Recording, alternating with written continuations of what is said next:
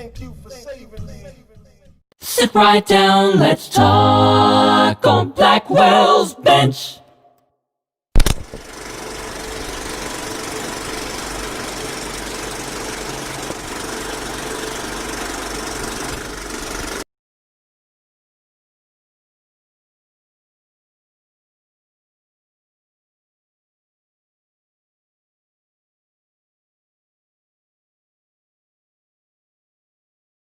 One thing I would tell you, from day one, he told Pharaoh, tell the midwives, go down there and kill the male babies. He ain't worried about the female. And look, if you kill them, he said, listen, if they uprise, it's going to be the boys that become men. See, the devil knows what the church better learn. If any movement, any society, any church, what's wrong with America is the men ain't in the home. The devil has been successful. He got rid of the men. And unfortunately, we have played a role in our own demise. Brother, y'all know I believe like y'all believe. No woman ought to be beat up. Lord knows some of us, not me, but some of you came from single mother home, and thank God for your mama, because if it wasn't for your mama, you wouldn't be here. But there's certain things a woman can't show a man to be. Okay, she can't do it. God bless her, she did the best she can. And too many young black boys, the first authority, male authority they see in their life is the police. That's right. Because they've been around mama and big mama and mud deer and ain't figure me and all them. And they ain't learned. You can't be what you don't see. You can't be what you don't see. Listen, I'm trying to tell y'all something, fellas. A woman can't. Do I have liberty? Come on, man. Come on, man. Somebody got to show you how to stand up and pee. Yes, sir. Okay, you understand what I'm saying? Yeah, if somebody don't show you, if all your life, all you see is somebody squatting. Okay. Y'all might have invited the wrong person. Just let me know. I get my ticket. Change till tomorrow. I mean, see, these young boys, it's amazing how we talk about Pookie and Ray Ray and their malfeasance, but how can they be what they don't see? They never seen a man, more or less a godly man. They ain't never seen a man operate in their presence or in their home, and then when they get grown, we fuss at them and degrade them for what not being what they've never seen. Brothers, that ain't right. So what I'm endeavoring to do, and I'm so happy to be in this gathering, is to unmask this attack Satan has unleashed, and he's clever. So now with the Me Too movement, you know, women jumping this thing. And listen, no man ought to be hitting no woman. I ain't never hit my wife in 38 years because she probably whooped my behind. Some of your wives whoop y'all too. And, but I ain't never hit my wife. I don't believe in hitting women. But brothers, y'all do know that masculinity is under attack. Yeah, some of this stuff has gone too far. What you think the little boys and men at work gonna do? That's why you wore that dress. For him to say you look good. See, some of the things we fight in society is against nature. It's against nature. You understand what I'm saying? See, men chase women until she catch it. Okay, that's so y'all right. Yeah. Okay, y'all slow, right? You really, y'all don't know what's going on, right? Men chase women until she catch you. She laid the bait from you from the day you walked. I said it's gonna be a long. Here's Paul's remedy. Put on the whole. You're under attack. He said during the evil days. What he meant in that beautiful soliloquy, Goodman knows it's about the evil days. That's the days you're under assault. See, soldiers are always soldiers, but soldiers ain't always at war. See, sometimes we're at peace. You still a soldier, but the evil days is the day when Russia attacks us, or some foreign body attacks us. That's different than just being a soldier, than being a soldier under attack. You and I are called and born to be men, but this day we're under attack. We're under assault. There's somebody shooting at you, and you better not be out there with nothing in your hand but a good haircut and a fancy car. You better have some armor. Okay. That's right. Okay, your homework assignment. Just listen. I've been preaching long enough to go either way y'all want to go. Okay. You know the terminology, the phraseology, the lexicon in the text about that you may be able to withstand the fiery darts. You know what he means by that? See. You got to know the devil he ain't just shooting at you. Darts there is from the Greek arrows. And okay, maybe you don't relate.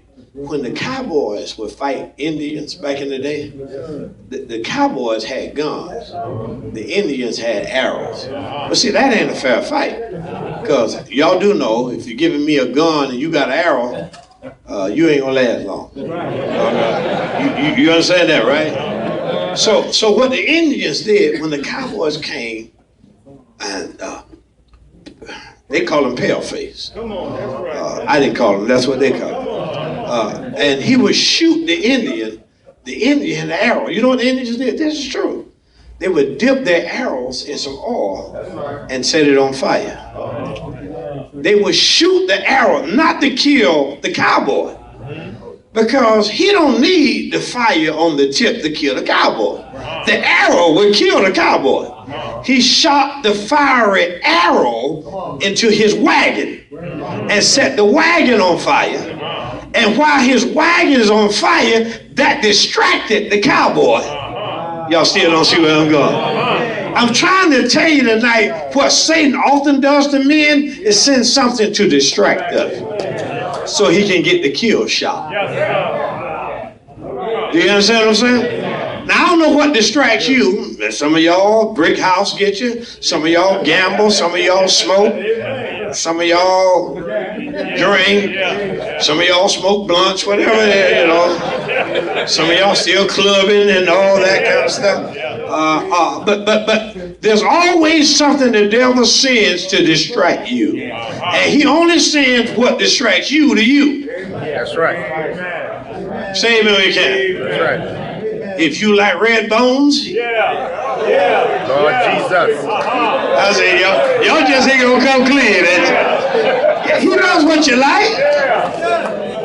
You like chocolate bunny rabbits? See, everybody got a different, you know. Some people like red bones, some people like T-bones. It depends on what you like. And don't the devil send your way what you like? Yeah. He's not going to send your way what I like. He send your way what you like. And it's a fiery dart to distract you so he can get the kill shot. So when Paul uses that terminology that you'll withstand the fiery darts, he don't need fire to kill you. He needs it to distract you. And the devil is a master at distracting the man. Come on, those of you in the church, don't y'all ever get off track when the church get distracted by stuff that don't matter? Yeah. See, when your church start fighting, that's a distraction. The next thing you know, y'all over here for a year and a half arguing about something that don't mean nothing. That's when the devil has sent a fiery dart. Even in your home, if you and mama ain't careful, y'all over there fighting about nothing that don't matter a hill of bit. And for those of you who ain't never been in a fight with your wife, that means you ain't been married more than 3 days.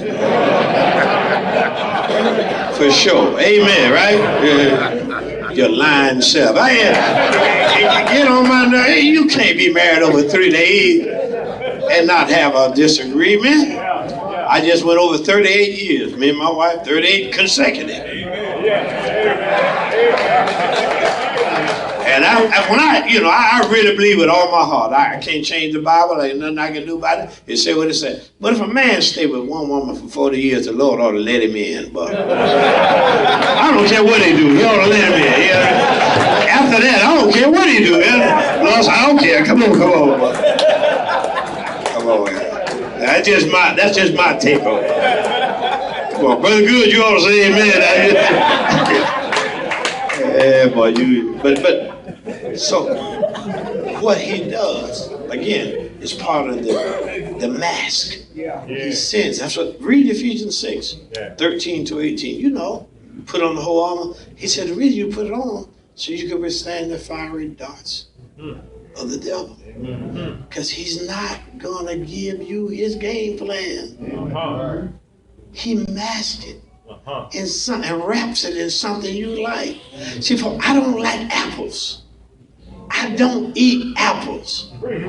Okay, I'm a banana and an orange guy. I don't like, they're too hard for me. But when you wrap it with sugar and call it a candy apple, y'all feel what I'm saying? See, I don't like apples. And my doctor said, he said, you need to eat an apple. I said, I do. I eat candy apple. He said, no. Now you have negated the nutritional value of the apple by what you wrapped it in.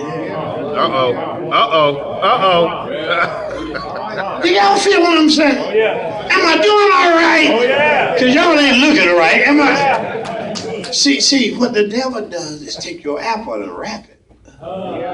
Something you would have never bothered or gone near, but he wraps it up. It's something you like. And the next thing you know, he has distracted you. That's why you got to put on the whole armor. Notice Paul's terminology, whole armor. Because if you don't put on all of it, he just shoots you where you ain't. Yeah, he ain't stupid like we are. If you got on your breastplate, he ain't shooting at your breast. He shoot where you ain't protected. That's why it's important. Thank you, brother. You're a good man. Yeah. It's a good thing when you got on the whole armor of God. Now, there's 6 pieces of armor he mentions in the text. Okay. 3 of them is what he tells us in a verb to be. The first 3, the verb is used to be. The last 3, the verbs to take. He tells us 3 things that a man needs to be. Amen. Then he tells the last 3 of what a man needs to take. Okay, y'all don't know when to shout. There's some things as a man or just a Christian you need to learn that you got to be all the time. Yeah. But there's some things you only take them when you need them. Okay, a baseball player has his uniform on the whole game. But he only picks up his bat when he needs it. Yeah. Okay, y'all still knowing the shot? Yeah. Okay, he's got the uniform on the whole game. He picks up his glove. Yeah. When he needs it. Yeah. Y'all feel what I'm going? See, you a man 24/7. But some part of manhood you only pick up when you need it. Yeah. See, you can't at your house or in the church. Some brethren, you can't see every problem as a nail and see yourself as a hammer. You only use a hammer when you need it. You don't walk around. That's why Paul says, put on, and then he says, take with you. You don't take things and use things you don't need on that day or that situation. That's called wisdom. And y'all do know education and wisdom are 2 different things. Yeah, I got our church full of educated people down there. We really do. We got 3 doctors, 4, 5 lawyers, 8 pharmacists, all kind of engineers. We got a Buppy church. Not a yuppie, a Buppy. Y'all don't know nothing up here, do you? A yuppie, but a Buppy is a black professional. Yeah. No, serious. That's the true terminology. But I meet some of the most educated people who ain't got no sense. I mean, because they have education, but not wisdom. See, intelligence and wisdom trumps education. Yeah. Yeah, it really does. So Tony and I have been arguing now, talking for years. You can meet a real educated preacher who ain't got no wisdom, right? Yeah. So he'll spend an hour preaching, filling up the milk bucket, and then spend 4 minutes to kick it over. Right? You see what I'm saying? Okay, you got to be over 50 to know what a milk bucket is. Okay, y'all young boys, don't you know what it is? They milk the cow and fill up the bucket. And then if you ain't careful, you spend 30 minutes filling up the milk from the cow, and then when you get up, you kick it over. Them young dudes, they don't know what that is. They don't know what a milk. All that milk came in a can. They don't know what a... I need to do the old man conference. That's what I need to do. The seasoned brother, yeah. Come on, brothers, y'all help a brother. See. So Paul said, wisdom dictates that you put on the armor, but there's some things you just take when you need it. And when, as men, you learn in marriage, in life, in Christendom. Always be a man, but your tools you pick as needed. Y'all get what I'm saying? There's a seat for everyone on Blackwell's bench.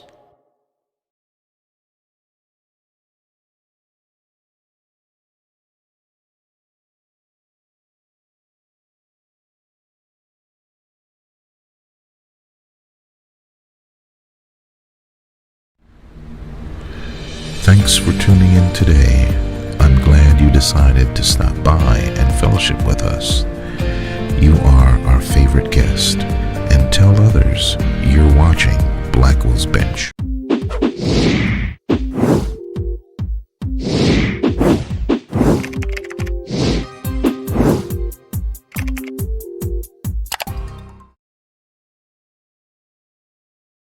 Blackwell's bench.